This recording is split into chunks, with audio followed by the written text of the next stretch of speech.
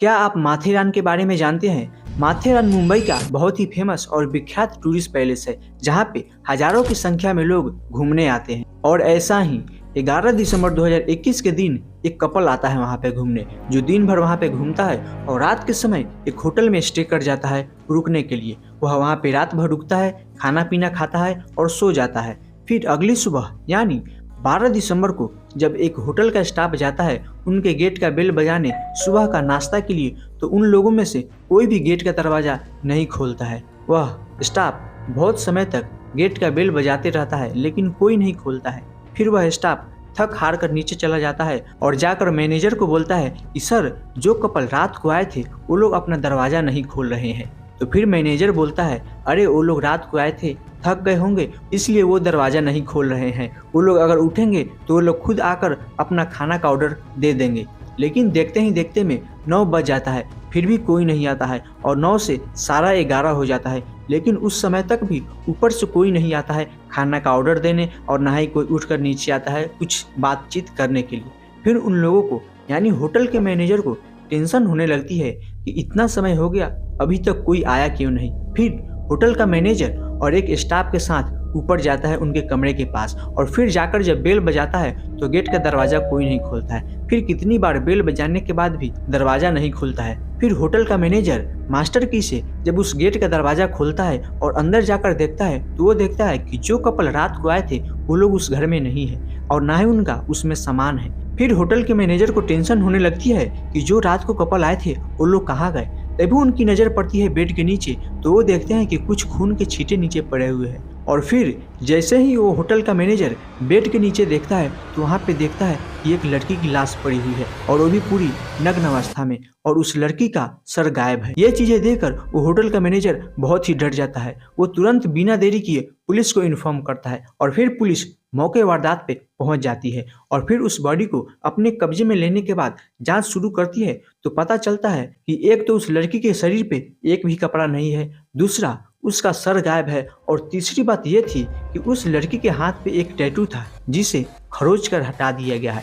तो पुलिस ये समझती है कि जो भी कातिल है वो नहीं चाहता था कि कोई आदमी इस लड़की को आइडेंटिफाई करे कि ये कौन है, इसलिए सारा सबूत वो मिटा दिया है। ना ही इसका एक कपड़ा छोड़ा है और ना ही इसका सर छोड़ा है, और हाथ पे जो एक टैटू है उसे भी ये गायब कर दिया है। फिर पुलिस रिसेप्शन के पास जाती है और जाकर उन दोनों का आईडी प्रूफ मांगती है कि जो कपल रात को आए थे उनका आईडी प्रूफ दो। लेकिन वो लोग कहते हैं कि मैंने उन लोगों का कोई आईडी प्रूफ नहीं लिया था, और ये यहाँ पे उनकी सबसे बड़ी लापरवाही थी। फिर पुलिस पूछती है कि उनका नाम बताओ, तो वो उनका नाम बताते हैं, अमजद खान और रुबीना बेगम, और फिर वहाँ पे एक अपना एड्रेस भी दे दिए होते हैं। लेकिन पुलिस को लगता है कि इन दोनों का नाम और एड्रेस फेक ही होगा, और ऐसा ही होता है।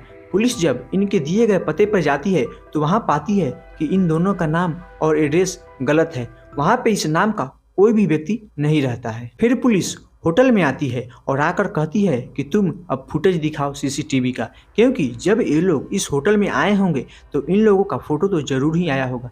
फिर पुलिस जब फुटेज देखती है तो उसमें देखती है कि 2 व्यक्ति अंदर घुस रहे हैं, एक लड़की और एक लड़का, और दोनों के फेस पे मास्क लगा हुआ है, जिससे पुलिस नहीं पहचान पाती है कि आखिर ये लोग कौन है। ये लोग देखते हैं कि शाम के वक्त ये लोग एंट्री लेते हैं, और फिर 12 दिसंबर की सुबह देखते हैं पुलिस कि जो 2 कपल आए थे उसमें से एक आदमी सुबह यानी 3-4 बजे के करीब ही होटल से निकल गया है, और वो भी बहुत ही तेजी से जा रहा है। देखने से ऐसा लग रहा है कि ऐसा मानो वह बहुत ही जल्दी में है, और उसके पीठ पे एक बैग है। पुलिस समझ जाती है कि ये वही है, क्योंकि जब ये दोनों आए थे तो फिर ये अकेला क्यों जा रहा है, वो लड़की कहाँ है।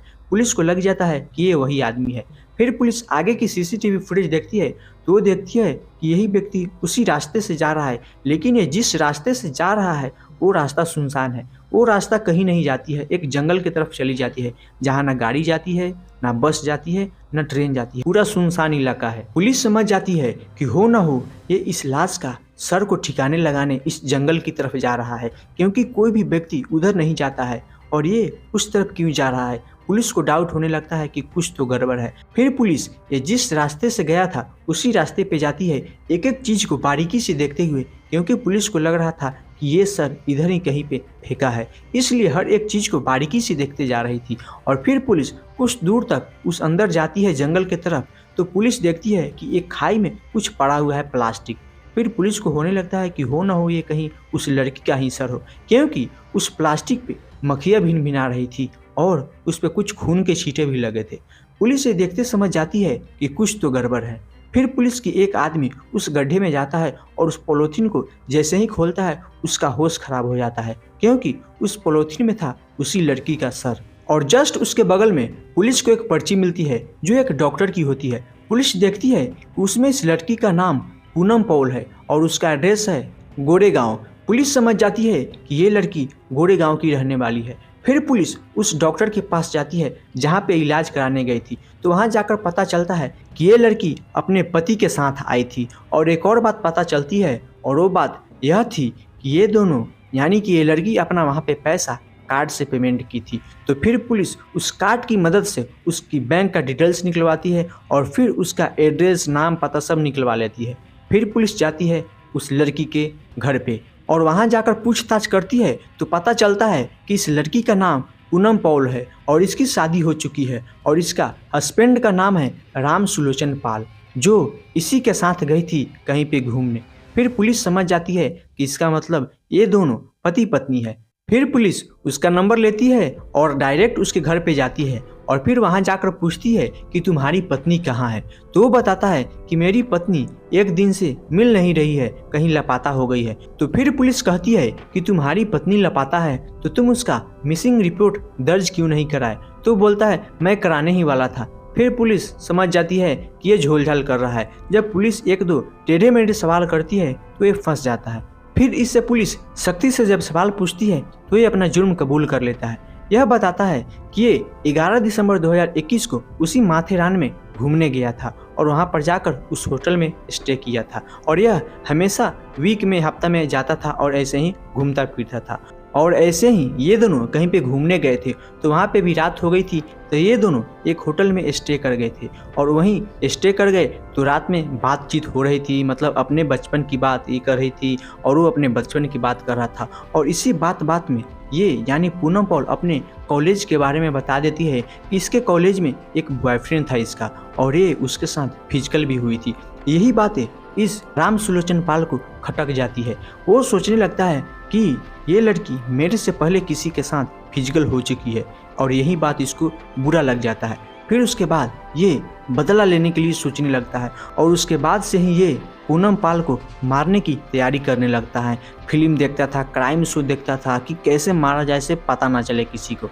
और वहीं क्राइम शो देखते देखते फिर आज का प्लान बनाया, यानी कि 11 दिसंबर को गया पूरी प्लानिंग के साथ और फिर पहले अपनी पत्नी का सर काट उसका पूरा कपड़ा उतार लिया और उसके बाद उसके हाथ पे एक टैटू थी उसे भी ये खरोच कर हटा दिया ताकि किसी को इसकी पहचान ना हो। इसलिए इसकी सारी प्रूफ को मिटा दिया था।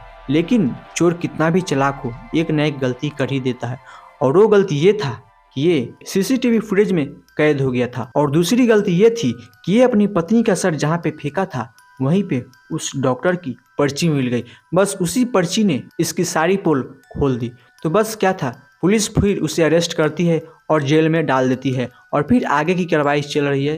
अब देखिए उसके साथ क्या होता है। तो दोस्तों यही थी आज की कहानी। आपको कहानी कैसी लगी कमेंट बॉक्स में ज़रूर बताएं।